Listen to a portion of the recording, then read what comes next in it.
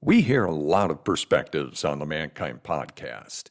Inclusion of a guest is not an endorsement of their views, and the opinions expressed here do not always represent the mission or values of the Mankind Project USA.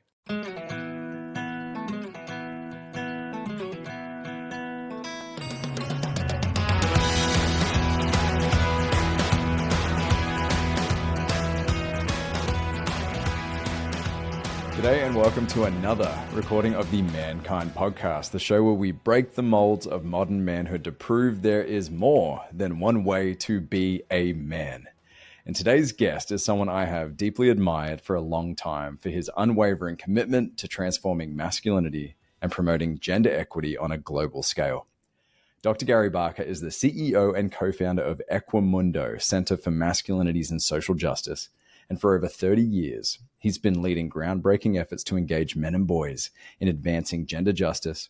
He also co-founded global movements like Men Care and Men Engage, and spearheaded the world's largest survey on men's attitudes towards fatherhood, violence, and gender equality. From Brazil to the Balkans to the boardrooms of the UN, Gary's work has influenced policy, reshaped narratives, and created safer, more caring communities for all. Gary, mate, it is an honor to finally have you on the show. Thanks for having me. I feel like I want to engage you as a publicist to describe me to others. Thank you for that. That summation of what I've been trying to do these years. Anyway, thanks for having me. I'm just a man standing in front of another man, asking him to enjoy himself on this podcast. There we go. That's all we're doing here. All right. So very Notting cool. Hill reboot. Notting Hill reboot, I think that is. Yeah. There you go. Good catch. So this is cool. I'm kind of turning up my nose and going, ha, ha, ha, ha, ha, at Boyson because he is so jealous that I'm having this interview, whereas you and him have interfaced and built a relationship over the years. In fact, you were both just at the Big Tent Summit in Colorado, which was bringing together some of men's work's most influential movers and shakers and leaders to help shape the direction of how we can support men and boys in our lives. So how was that experience? I wasn't actually at Big Tent. I was at a previous New York event with Boyson, but same idea. My colleague Jose was there. Yeah. I mean, I think Boyson and I were kind of nodding from across the room of there's a lot of, we love to see, I guess, if you want to put it this way, like fresh converts of men need to talk and connect. And how do we do this? And let's do this. And kind of Boyce and I are both shaking our head and going, there's a lot out there. Let's build on the stuff that's there. So I think we find very common cause in that, there's a loneliness crisis that's real. Men are facing multiple challenges and problems and not finding solutions on their own. And that whether mankind uses kindness, we use the care at the end of that. To say, so if there's men care and men kind, to us, they feel like they go very well together, that men are hurting in a bigger way maybe that we've seen in a long time. And the increasing awareness about it, for me, is the beginning of us getting better. So I think we both affirmed we've been saying this, and we are built, to try to do this in a bigger way. So let's get at it. Yeah. Well, and, what I'm glad to see now as well is the conversation has been happening for a long time in smaller spaces. Now it's becoming more widely adopted and recognized. So for those listening, don't just take our word for it. Vivek Murthy, the US Surgeon General, declared in 2023 that we are officially in epidemic proportions for male loneliness. It is recognized as an epidemic. And there are significant impacts. You listening as well may be thinking, how does this impact me? I'm not lonely. Well, I guarantee you know someone who is. Promise you know someone who is. And this is one of those crises that has slipped under our radars for a long time because it presents in a lot of different ways.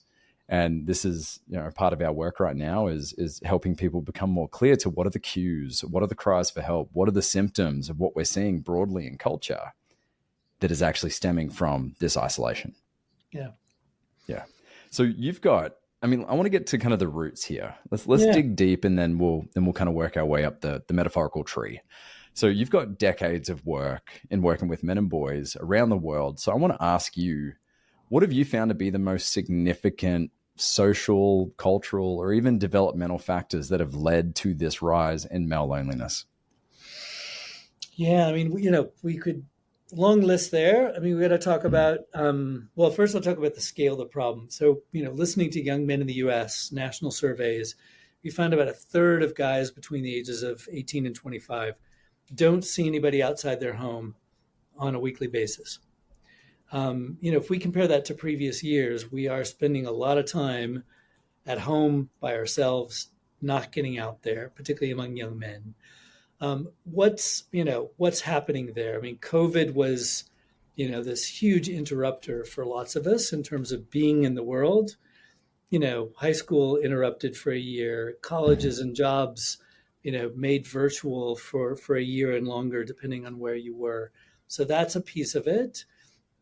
I think we're not looking enough at what happens to us after we leave, the high school years of like, we've got a peer group, we're hanging out a lot. And what happens right after that? So if you go off to university, what happens? Lots of young men starting that first year and dropping out in bigger numbers than women. So there's something happening about the educational spaces that I think we've not said, apart from academic achievement, you need some help in finding a sense of connection. Jobs, what do they mean to us these days? A lot of jobs, are about us being in front of this device. A lot less of jobs being, or you are driving something or moving something around, that your interface with customers is really, really narrow. And then there's a few guys, of course, who are making it into spaces where there's a lot of social life going on. And then I think there's this big crash of this thing we call Me Too. We hear a lot of guys who are like, I'm not sure of how I should interact with, if you're heterosexual, with a woman, because I'm afraid I'm going to get called out. And our research finds that 3/4 of guys think their reputation can be destroyed by a single comment. Just talked to some guys in the center of the country in Kansas who are like, I'm not dating, and I'm even watching how I step into having female friendships because I'm afraid I'm going to get called out. And so I said, so what are you doing? And they said, well, I'm just working on myself. Well, what does that mean? Well, I'm reading some Stoic philosophy. I'm trying to, figure out how I can be my best self. As a developmental psychologist, I don't think we get to be our best selves by ourselves. That we are in our biological wiring as humans, we are relational. And if we don't practice those relations, we don't get good at them. We get clumsy at them. We forget how to do them well. We forget how to have small talk. We forget how to do eye contact well. We also just miss the endorphin rush that comes with being physically around another person. So, I think all those things have created this perfect storm. Add to that this thing we call manhood that says, don't ask for help. I don't need anybody else. I can do it by myself. Yes. That we don't feel like we can go, stand wherever we need to stand and just scream at the top of our lungs, I need help. I've been doing this work for, as you noted, 3 decades, and I still have trouble saying, I could use some help here. Those feel like such debilitating words. So I think part of it is like, we've just got to make it safe, or even better, could we step in as those who love and care for young men to say, before you scream for help, can I acknowledge, because I can see it in your eyes, because I know you're not talking to anybody, because I've not seen you come out of your room for a few hours, or look up from your screens.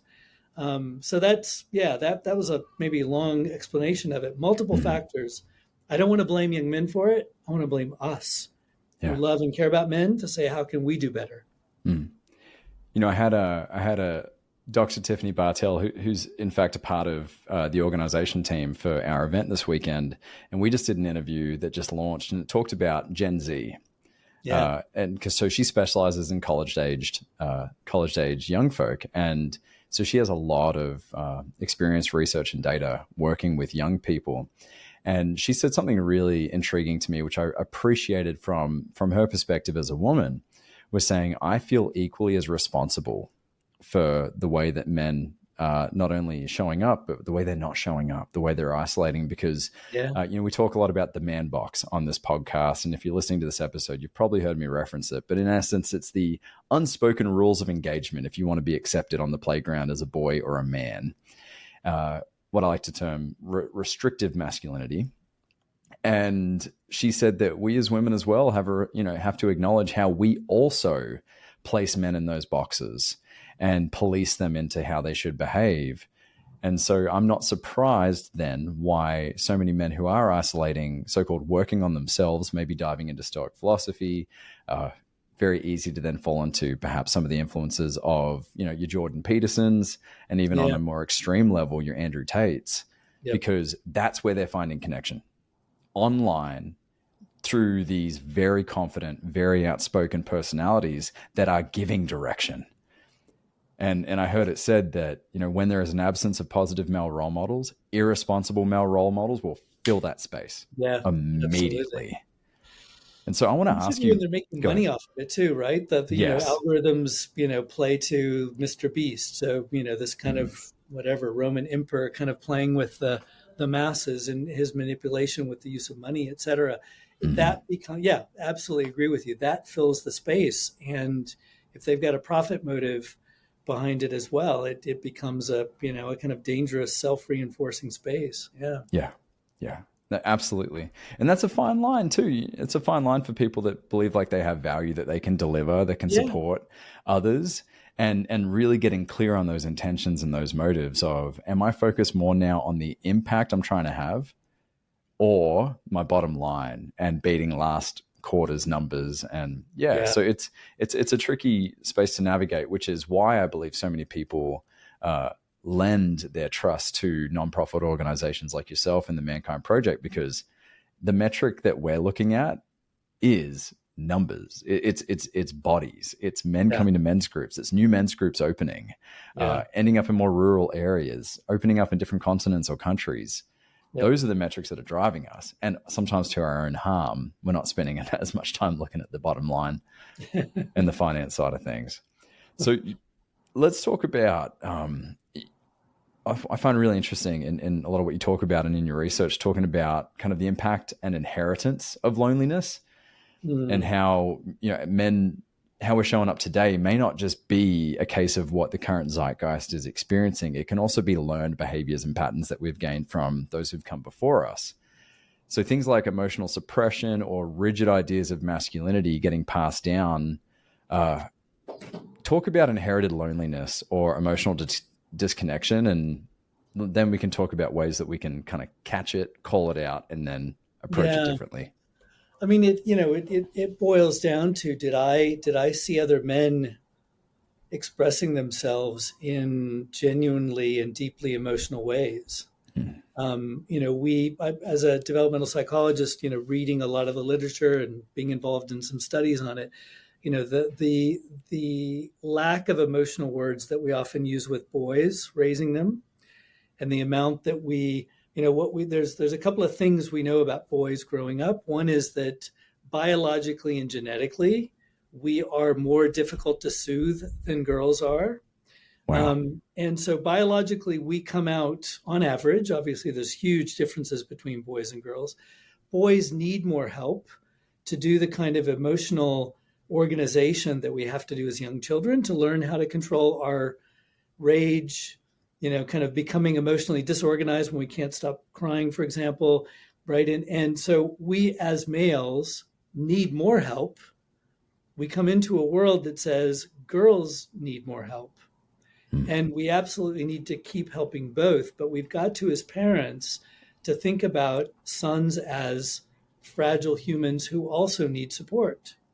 And part of what we also need is, in those early years, as we're developing language and later on as we have more sophisticated ways of being in the world, is to model to boys ways that we can be genuinely emotional in the way we speak, and learning how to tap into expressing emotions before we fly into a rage.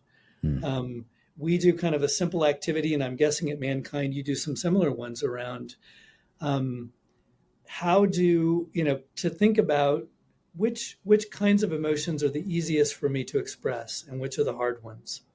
And having done this across contexts, the top of the list with men becomes anger and rage, or kind of the same thing, right? The sort of being able to express anger kind of comes to the top of the list.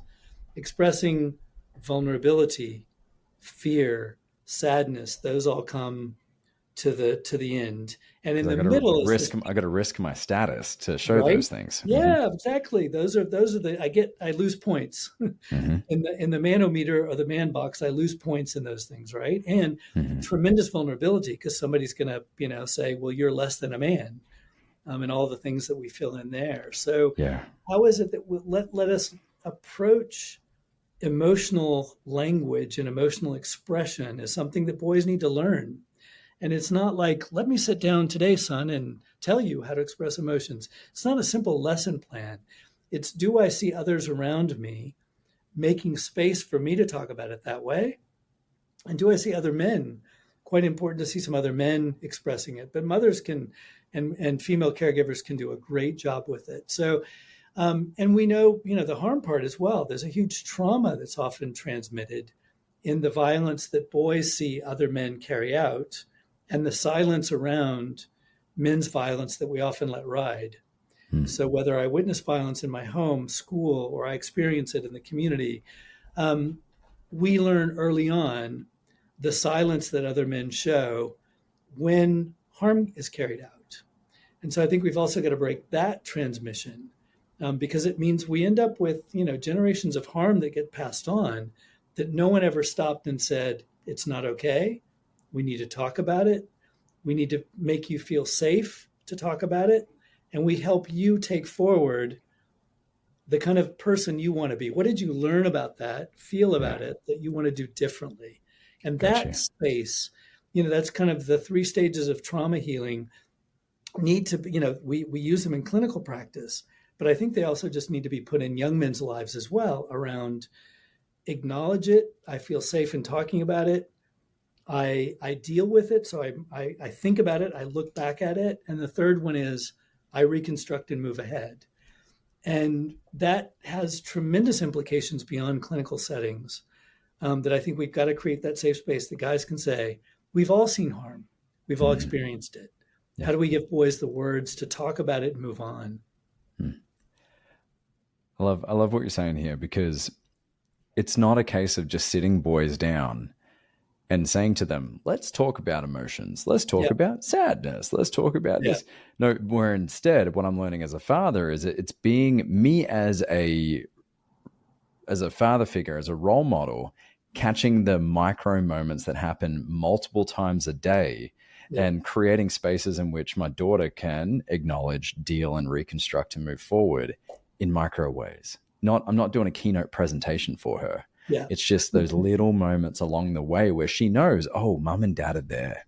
Yeah. Mom and dad are there for these moments so that I can be messy and learn. And because, that's the problem with the social isolation that we're seeing that came from the pandemic, is the playground is a wonderful opportunity I could see Attenborough narrating the entire experience because we as little humans, little balls of character, are learning, we're testing, we're trying things on, throw hormones into the mix.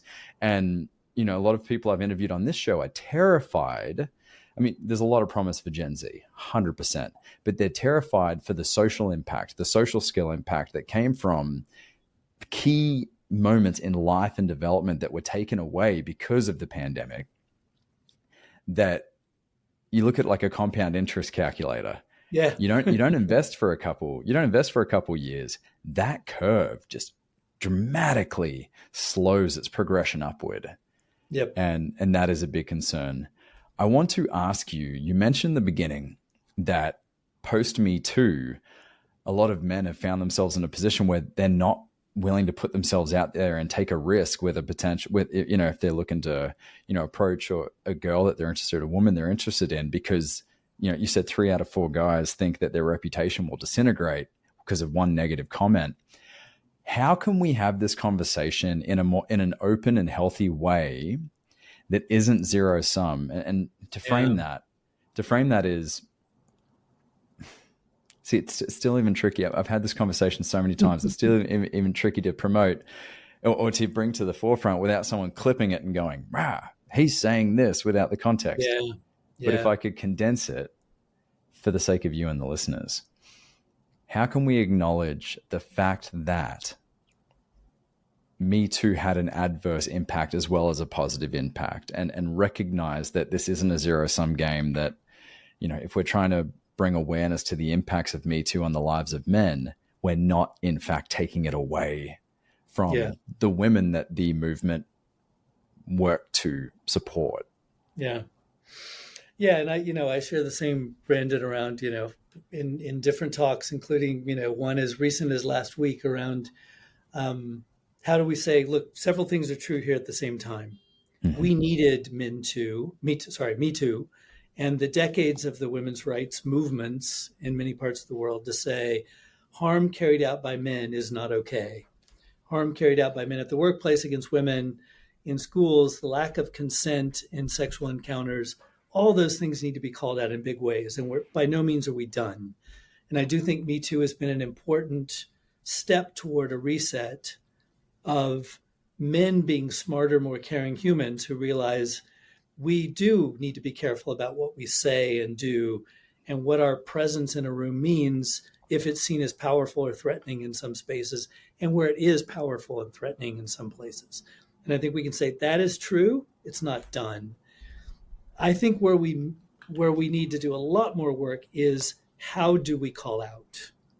So none of us will get through human experiences with others without causing some kind of harm to others in what we say or do. It's part of mistakes and, how we live and figure out how to be together and treat each other well.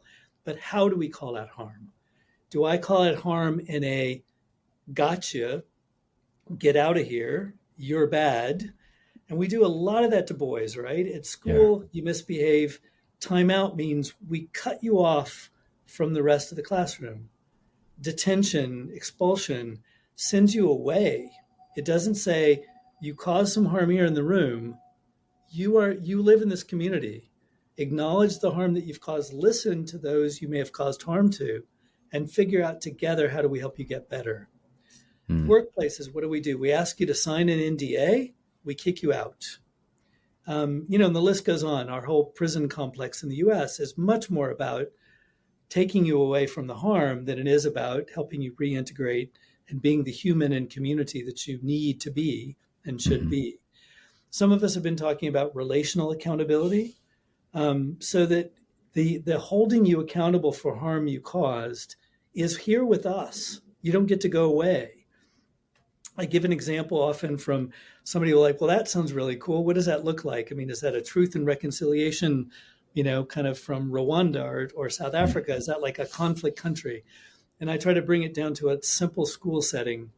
My daughter went to a really progressive school in Brazil before we moved to the US, and they had what they called the tribe.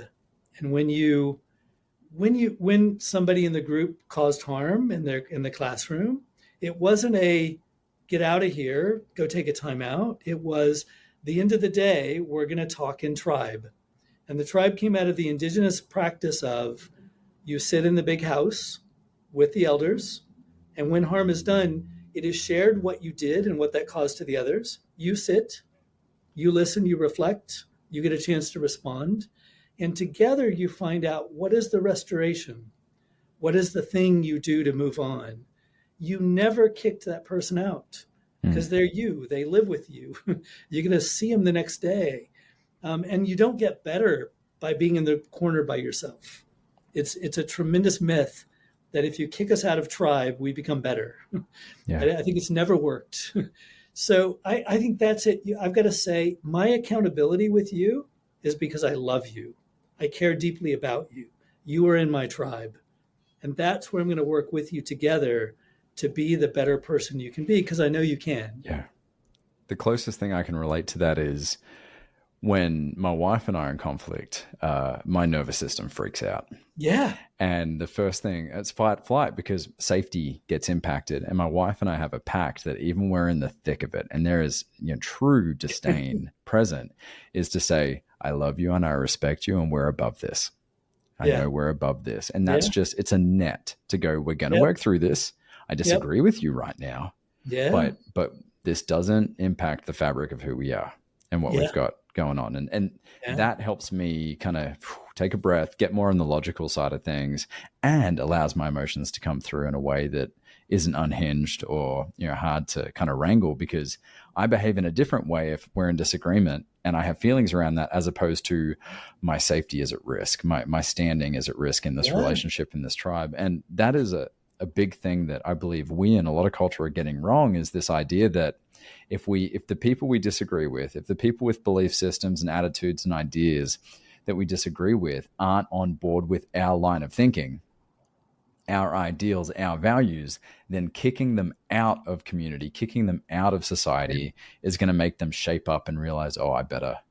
It's that whole experience when you watch the bully in the movie or the TV show finally get their comeuppance, and it's like, yeah, they got it. And then the story ends. Right. And it's like, how do we take some time to hold space for the bully and recognize how they've ended up in that place and who's hurting them, so they're hurting others? It broadens the conversation, but it doesn't give that immediate satisfaction that I get going on TikTok and watching a bully get clocked by the kid he's been bullying for a year. Yeah. And that's quick. It's immediate. Oh, story's over. No. Yeah.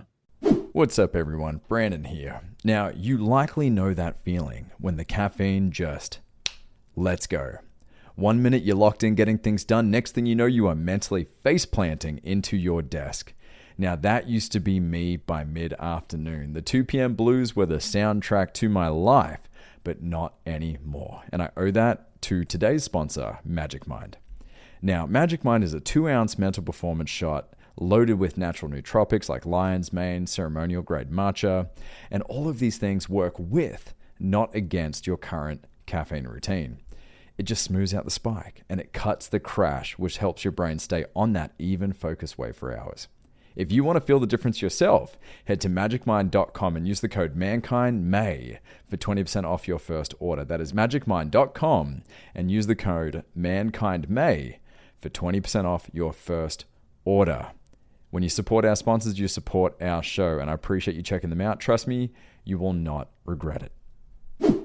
This is profound, and this is so important to acknowledge. And a big part of my mission in this work is I get so bored in echo chambers. So bored. And you know, you might get a kick out of this, Gary. The week after the election, I put out a call to my men's group. It was along with Brady, another leader in my community. And we said, let's get together and share who we voted for. And we gave an option. You can opt in or opt out, because there was a big emotional hangover that came from that election cycle. And about 10 guys said, okay, we're in. Libertarians, Republicans, Democrats, politically homeless, all showed up. And we shared who we voted for, or if we did or we didn't. And then what was the lens in which we looked through to inform our decision. Yeah. And it was deeply insightful. And I would judge to say we walked away stronger as a community, just having brought that up and out. Whereas there is a battlefield right there, political ideation right there, where people can find themselves in those binaries, in those camps where they can find their sense of self or meaning. Yeah. And it's hard to have compassion for people who disagree with me when I'm a part of a system that positions them as the bad guy, as the enemy, because therein you remove humanity from the whole picture. Yeah. You know, I mean, these riffs, you know, you talked about it as a couple, you know, was a great metaphor for this country that, you know, feels so ripped apart. I've been, as part of a book I'm working on with a co-author, looking at loneliness in young men in the U.S. and kind of what can hold it together, is a couple of questions that do seem to bridge, which is, if you ask young or adult men, who do you care about and who cares about you? You know, the commonality around, you know, Republican dads love their children just as much. And they want, you know, good for them. And they want, you know, just the relational and the deep love that, as hard as it is to see it, and it's certainly not manifesting itself toward immigrants and other groups that our political leaders are making into the scapegoats. But I have to feel that the way forward, and I think it sounds like you are too, that if I'm in the same physical space with you, I feel a need to find what's common between us. And I do feel that finding a piece of that commonality is often about what do I care? Who do I care about? Even better, the who. And we're going to talk about the people we love and why we love them and our common desire for the good for them. And eventually we'll talk about if I'm not doing well, I can't do well by them. I do feel there's a lot of just like small, meaningful conversations of engagement, particularly between men, that if we can leave the weapons at the door. Those two questions for me help a huge amount. Who do you care about? Who cares about you? Leave the space there, and they, I often refer to it as kind of giving men space to exercise their care muscles, because it kind of takes over all the rest of the body when you ask somebody, tell me about who you love, who do you care about? Like all other things in your brain kind of stop, and you can feel it in your. I mean, it is a bit like do mindfulness and take deep breaths. Yeah. Think about who it is you love. There's not many humans who don't have. Name a couple of people you love. Like, what do you want for them? It's hard then to talk about, I want to ban books at the library. Yeah. There's, you see the humanity in people. Yeah. Yeah. And I'm always amazed. I moved to the South, and I came to the South with my preconceived ideas of the place, even though my heritage is here. And, it has continuously disproven those thoughts, ideas that I thought were fully fledged and clear. And it makes me realize how my brain is a fantastic binary sorting machine that wants to put things in this or that. Yep. And these conversations that you're talking about allow me the ability to see the nuance in someone. And so when we had someone in the circle say that they voted for Kamala or they voted for Trump, and then you see them as a human and what informed their decisions, and realize that Trump's on the bill pushing these things, Kamala's on the bill pushing these things, and they disagree with 48% of them. Yeah. But they agree with 52. Yeah. And it's like, oh, I don't lump you in this category anymore. I see you as Gary Barker, the individual who shares the same love for, I don't know, the blues and Frisbee and, craft beer or whatever. And it's like, you know what? Maybe we have more ways and lines in which we can connect than things that we disagree on. But we're in an environment, especially we're in a digital age where the algorithms have figured out perfectly how to put us in these little echo chambers where, it's interesting. I open my Instagram and I just assume that everyone has the same feed as me. No, absolutely not. It has masterfully figured out my interest, and it pulls me into extreme corners. I'm like, why am I seeing this video? Oh, it's because I liked that video. Yeah. And we're getting away from the most basic form of human need and desire, which is connection and human interaction. The republic of you that you get shoehorned into, right, with your social media feed, and all of them have their feeds there. I was just thinking, you brought up your daughter and so I sat in on a group. I won't name the brand of the men's group that was doing this, but it was probably 80% Trump voters, and I went with my binary reinforcing brain. It was like, oh, I'm expecting these stereotypes, and the moment came for kind of the circle discussion after part of their activity. The things they were exchanging about was, there's a father-daughter thing happening on Sunday over here. There's this thing happening over here with our kids. Yeah. There's I know that so-and-so is not doing well, and somebody should give him a help. None of it was, let's go storm the Capitol. Right? None of it was anything about politics. And so I think on both sides of, political, and even that two sides is crazy.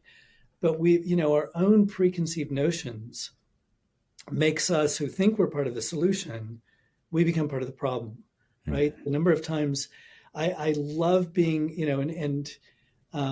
it does take some work to step into a given space and think this guy is going to be in this direction, or he is wearing a symbol, a MAGA hat, whatever you want to call it, right? Yeah.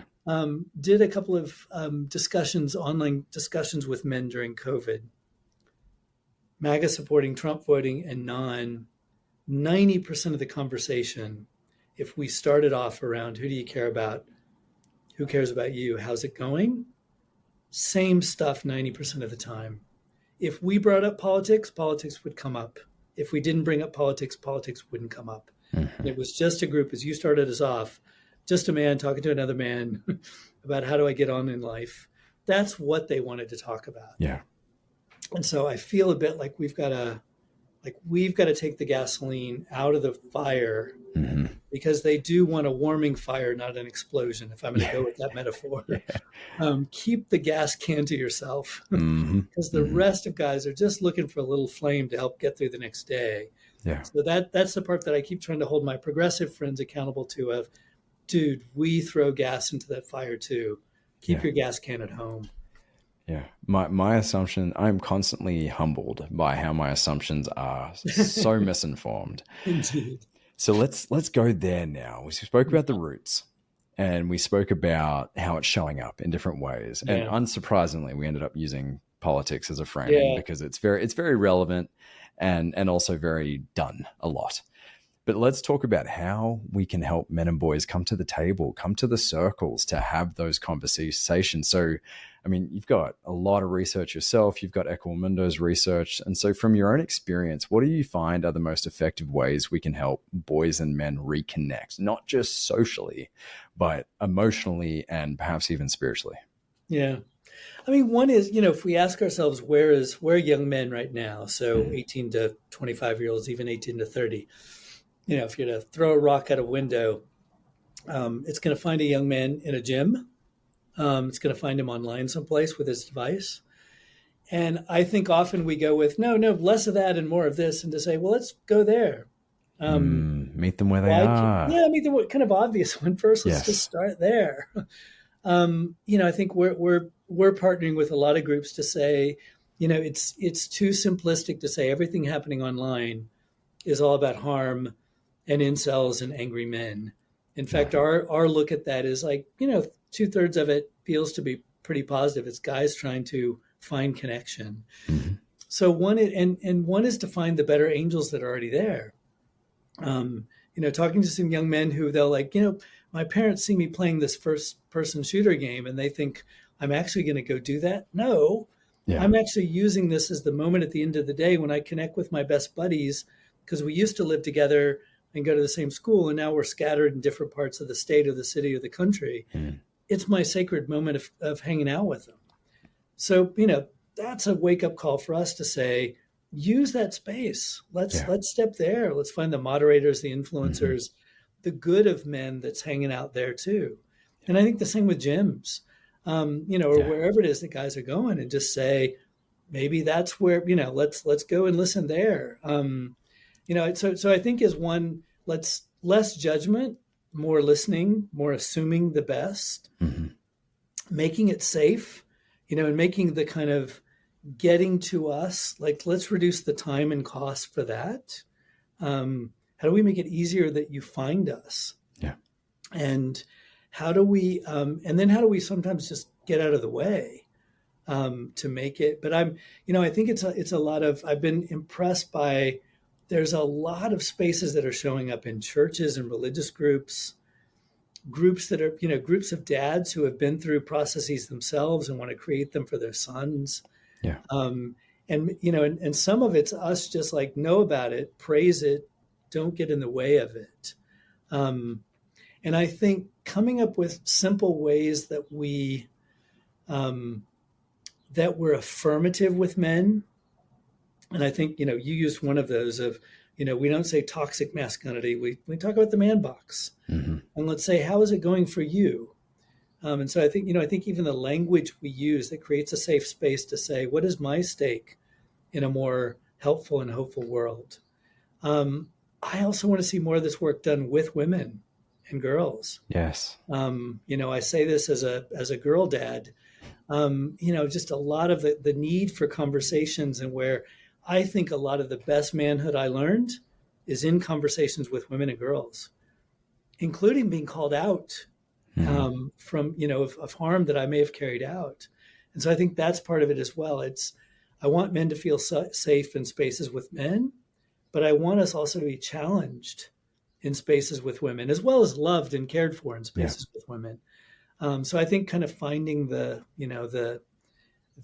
spaces we do together. And the other I'll just call in there as well is, as father of a daughter, it feels in many ways, has felt like there's so many affirmative spaces for her. It's never, we're not done with that, but yes, the stories, the games, the kind of flipping the script of, an idea that somehow girls are weak and can't play sports. It feels like we've kind of tumbled that to the ground. And there's so many, women's sports getting their day. Again, we've not achieved full equality in all these spaces, but sure.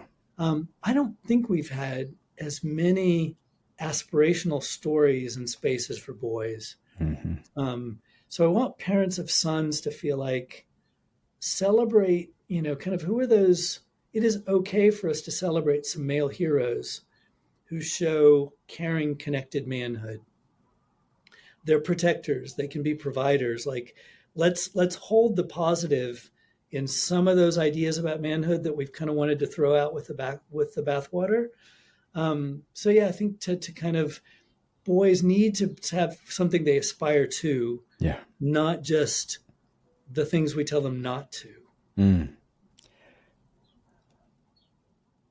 Quick anecdote. So I got involved in men's work, and I, started becoming clear and getting accountability around some of the impacts of my actions that had knocked onto the lives of women.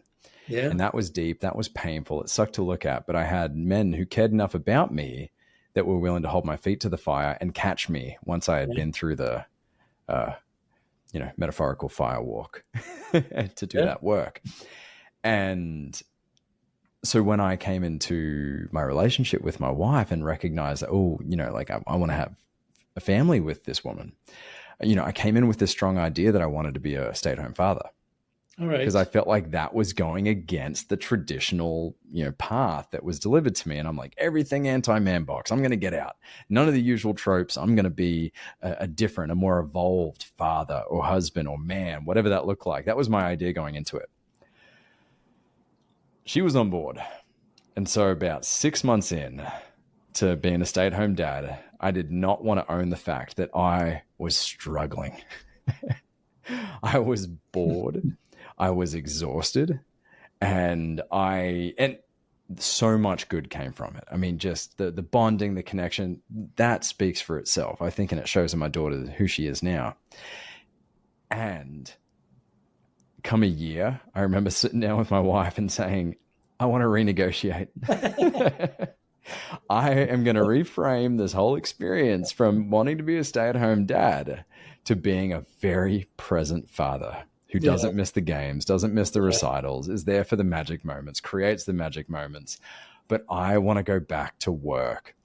And I feel so much pride and fulfillment being that protector and that provider now, which was totally counter to the narrative I had built myself up to be, because I was using other influences. As manhood, we're trying to figure things out. We're trying things on. I'm a different man at 32 than I was at 22. Yeah. And having pressure tested that, it's like, you know what? No, I lean on some of those old tropes because they work for me. And my mission with this podcast and its Boysons, and my mission with my men's group here in Chattanooga and beyond, is to show men, hey, what does it mean for you? Not show. Yeah. Let me change that. Create a space where men can discover what does it mean for you? Yeah. Because it looks different for everyone.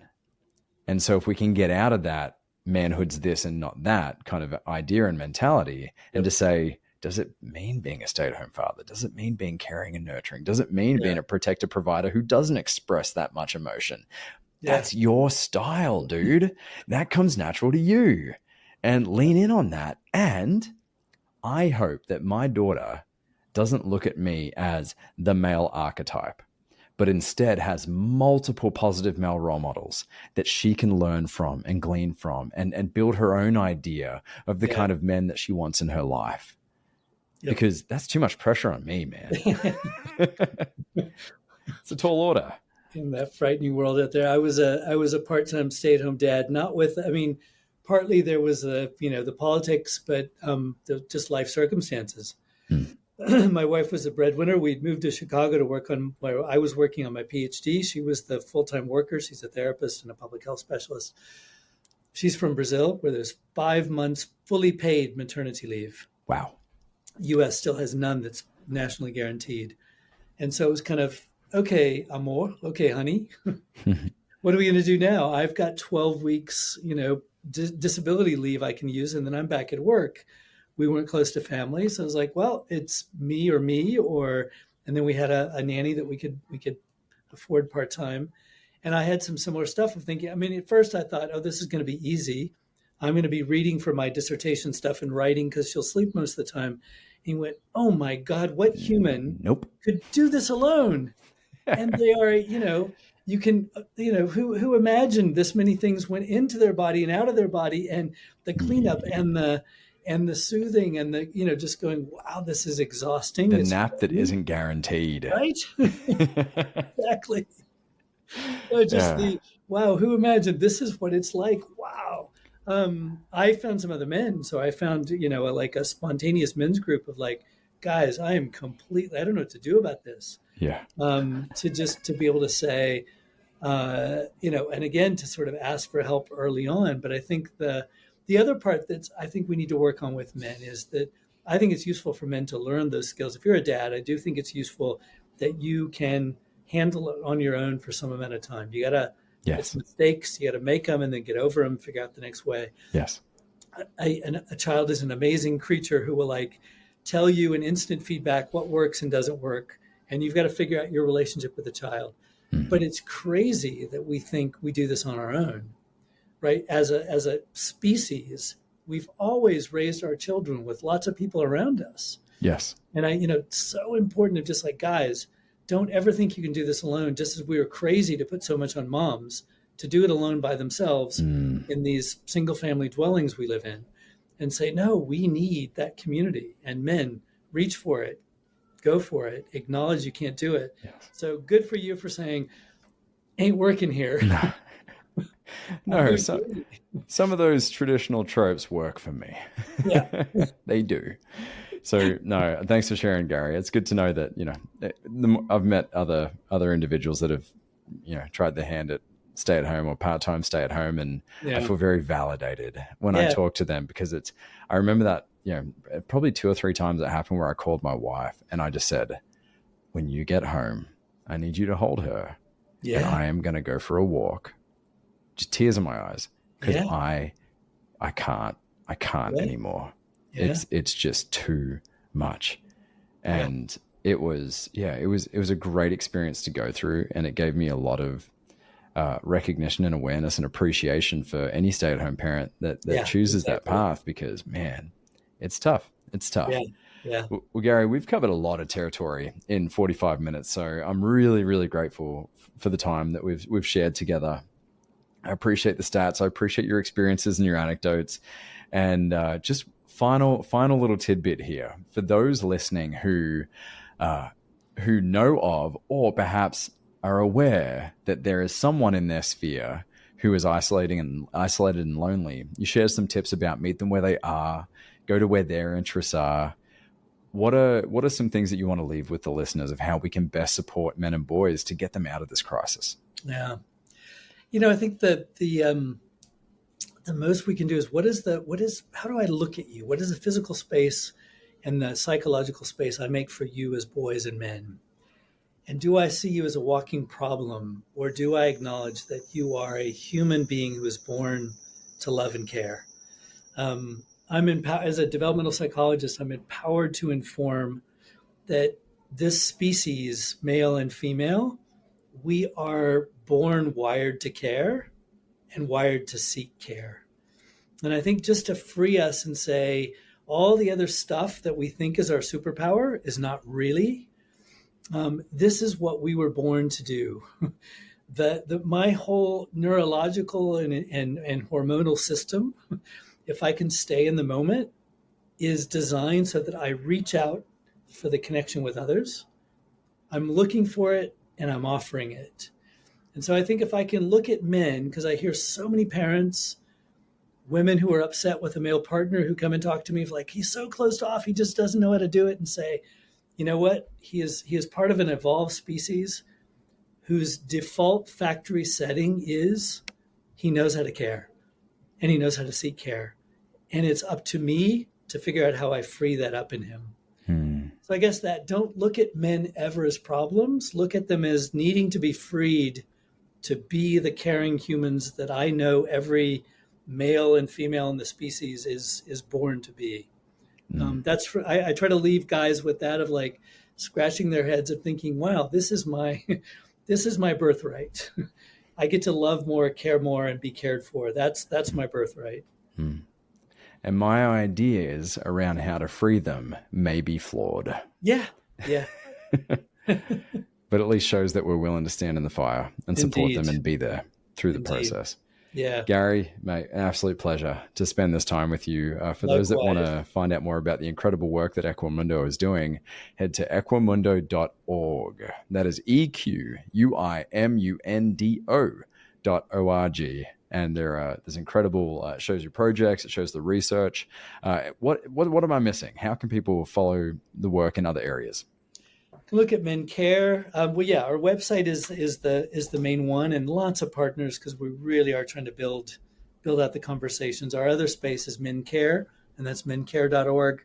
Of all this fabulous fatherhood work that's happening around the globe, and that feels to be a space where men are finding new meaning. So care is another one, and we share deep roots with. You guys have kind at the end of your word, at the end of your name. We have care at the end of one of ours. And I think similar pathways. Find all the other stuff there. It's so inspiring. And I learn new groups doing this work every day. Yeah. It's happening. For all the people out there that feel like it's hopeless and it's not happening because you're just getting it from your social media feed. It is happening. Well, and Gary, I promise this is my commitment to check in with you after our male loneliness event this weekend to tell you how it goes. We got a videographer there for the day to capture all the magic moments. And so we'll give you something to check out and shout out. And please do. I think, every city, every village, needs, and men will come. Give them time, talk to them the right way. Men will come. And so I think, let's keep spreading that word. I want to hear more about the event afterwards. Yes, count on it. Well, of course, Gary, thank you. And the biggest thanks goes to you, the listeners who show up each and every week for these conversations that are inspiring, they're powerful, and they each give their own little different tidbits and ideas of how we can walk away and show up better for ourselves and others in our lives. So thank you for showing up each and every week for this, the Mankind Podcast, the show where we break the molds of modern manhood to prove that there is, in fact, more than one way to be a man. What do you say, Gary? Did we do that today? I hope so. I know so. Lots of love. Really appreciated this. Yeah. See you next week. Thanks, Brendan. This has been another episode of the Mankind Podcast, produced in association with the Mankind Project USA. We have been your host, Boyson Hodgson, and myself, Brandon Clift, and we want to thank our guests for joining us today and imparting their wisdom from their experiences in this amazing journey called life. If you want to find out more about today's guests and support them in their mission, you can find links to them in the show notes. Now, if you have found gold and insights that you believe could benefit your loved ones and those you care about, be sure to share it with them. And of course, we are always grateful for a rating and review of the show on iTunes. Now, above all else, we've got to thank you, the listener, because through your attention and your support, you have made it possible for us to let men all over the world know that they are not alone and that there is more than one way to be a man. And if something in this episode has touched you, then perhaps it is the call to action to get involved in men's work. With live trainings happening constantly and in-person trainings happening all over the world, the Mankind Project definitely has something for you. Now, if you've enjoyed the music in this episode and all of our episodes, be sure to check out Jim Donovan and the Sun King Warriors. I have links to them in the show notes. And lastly, just know, what it means to me to be a man is completely different than what it means for you. That is the beauty of this journey. So if you are looking for guidance, support, and community as you begin to unpack and dive deeper into your men's work journey, then you know where to find us. Same place, same time, next week. Lots of love. We'll see you then.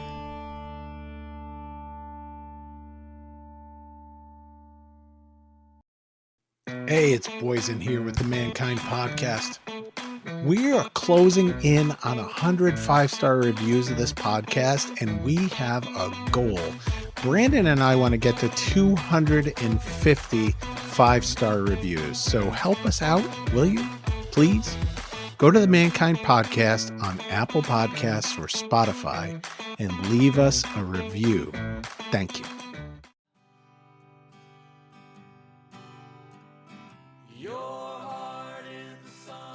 Hey, it's Boysen.